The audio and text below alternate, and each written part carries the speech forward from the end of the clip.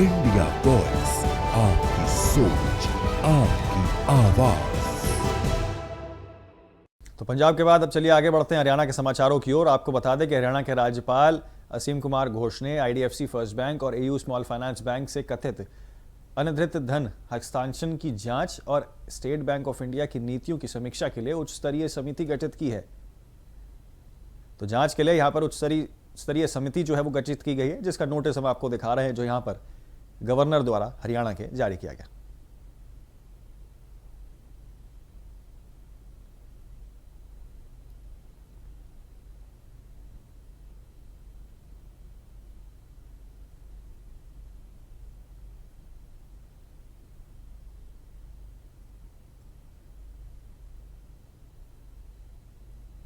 तो गुरुग्राम को फरीदाबाद और ग्रेटर नोएडा से जोड़ने वाले नमो भारत आरआरटीएस कॉरिडोर को फाइनल यहां पर अलाइनमेंट मिल चुका है और आपको बता दें कि अलाइनमेंट की मंजूरी भी यहां पर मिल गई है। योजना में लागू करने वाली एजेंसी एनसीआरटीसी के जरिए यहां पर निर्देश जारी कर दिया गया है। इस 64 किलोमीटर के कॉरिडोर में से 52 किलोमीटर हरियाणा में है। गुरुग्राम में कॉरिडोर इफ्को चौक से शुरू होगा और सेक्टर 29 मिलेनियम सिटी, इसी के तहत सेक्टर 52, सेक्टर 57 और सेक्टर 61 के गौल पहाड़ी से जोड़े जाएंगे, जो दिल्ली मेट्रो की येलो लाइन से जुड़ेगा। फरीदाबाद में कॉरिडोर सैनिक कॉलोनी से गुजरता है। आपको बता दें ये न्यू फरीदाबाद को जोड़ने से एनआईटी बाचा चौक और सेक्टर 12 से 15 को दिल्ली मेट्रो से वॉलेट लाइन से जोड़ने का काम करेगा। ये कॉरिडोर प्रधानमंत्री नरेंद्र मोदी के विकसित भारत के विजन को रास्ता बनाएगा। ये corridor Delhi metro, rapid metro और गुरुग्राम मेट्रो कॉरिडोर को भी यहां पर जोड़ेगा। आपको बता दें कि डीपीआर जल्द ही तैयार हो जाएगा और ये कॉरिडोर राज्य में निवेश और रोजगार की कदम में और दिशा में एक बहुत ज्यादा अहम कदम साबित होगा। सदन के माध्यम से मैं हरियाणा प्रदेश के लोगों शहरी परिवहन के इतिहास में एक महत्वपूर्ण और दूरदर्शी निर्णय की मैं जानकारी आज इस महान सदन के माध्यम से देना चाहता हूं।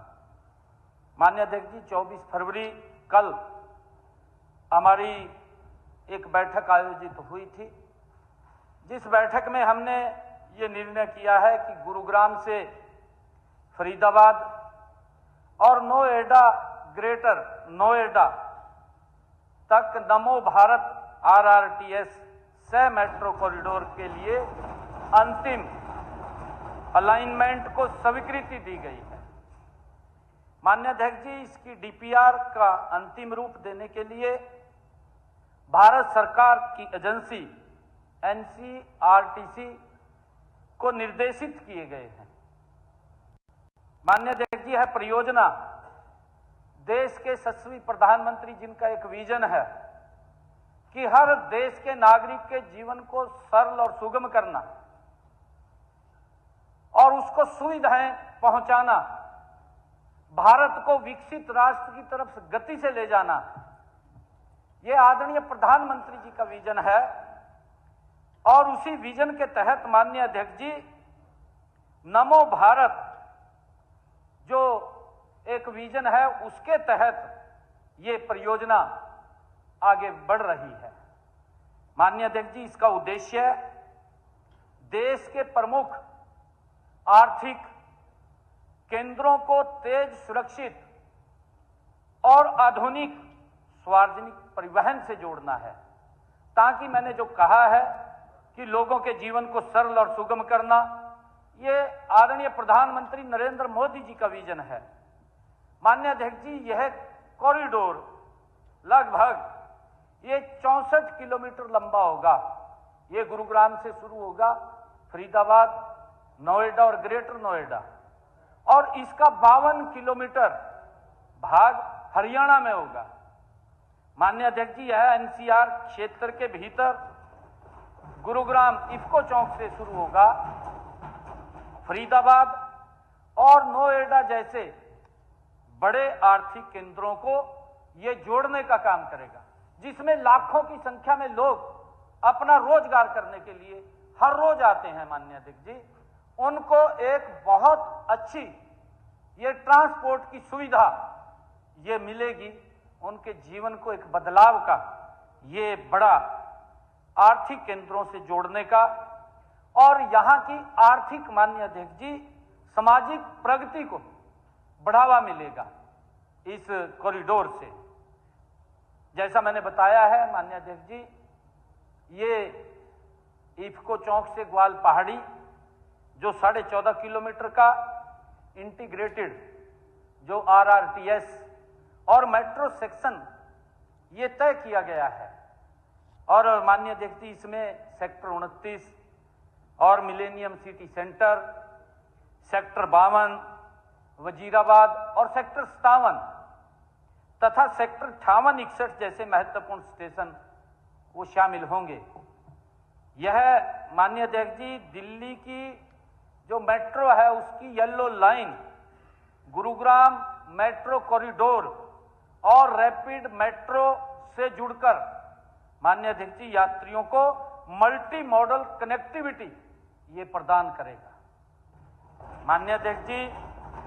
और इसी प्रकार ये फरीदाबाद क्षेत्र में सैनिक कॉलोनी से बादशाहपुर तक लगभग ये 16 किलोमीटर का इंटीग्रेटेड ये सेक्शन स्वीकृत किया गया है माननीय अध्यक्ष जी। इसमें NIT क्षेत्र हो, चाहे बाटा चौक हो, सेक्टर 12 से 15 तथा नए फरीदाबाद के प्रमुख हिस्से शामिल होंगे माननीय अध्यक्ष जी। यह दिल्ली मेट्रो की वायलेंट लाइन से जुड़कर क्षेत्रीय संपर्क को और मजबूत करेगा तथा औद्योगिक और आवासीय विकास को एक नई गति देने का काम ये कॉरिडोर करेगा माननीय अध्यक्ष जी। यह परियोजना हरियाणा के लिए निवेश, रोजगार और संतुलित शहरी विकास के नए अवसर ये लेकर के आएगी।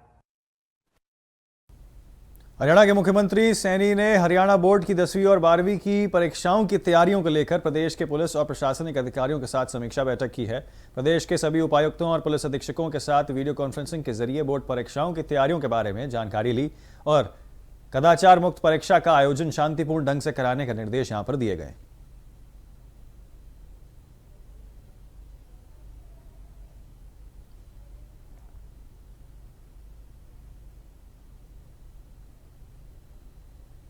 तो नूंह जिला में प्रशासन ने हरियाणा बोर्ड की कक्षा 10वीं और 12वीं की परीक्षाओं के लिए 65 परीक्षा केंद्र बनाए हैं। आपको बता दें कि डीएसपी पृथ्वी सिंह ने यहां पर बताया कि पिंगा गांव थाना क्षेत्र में 5 परीक्षा केंद्र, वहीं आपको बता दें कि पर 84 पुलिसकर्मियों की ड्यूटी लगाई गई है ताकि परीक्षा शांतिपूर्ण ढंग से संपन्न हो सके। पिंगा थाना एरिया में 84 जवानों की ड्यूटियां लगाई गई है, जिसमें 5 सेंटर है। एक अब्दुल रहमान सेंटर है, स्कूल जो जेठाना गांव का है, और 2 पिनगवा कस्बे के अंदर ही है, IKM स्कूल और मेवात स्कूल। तो इनमें 2-2 सेंटर बने हुए हैं और किसी भी तरह की भीड़ को 200 मीटर के अंदर न आने देने के लिए ऑर्डर है और नाके भी जहां जरूरत पड़ रही है वहां नाकाबंदी भी हम कर रहे हैं। DC और SP साहब की मीटिंग हुई थी और मीटिंग में स्पष्ट निर्देश दिए गए हैं कि आसपास किसी भी तरह के जो अनवांटेड लोग हैं उनको नहीं आने देना है और किसी भी तरह की जो नकल है या उसको रोकने के लिए प्रशासन पूरी तरह से मुस्तैद है। अपील ये तो फिलहाल के लिए हरियाणा के समाचारों में इतना ही। जल्द होंगे हाजिर और खबरों के साथ। आप बने रहें सिर्फ इंडिया वॉइस पर।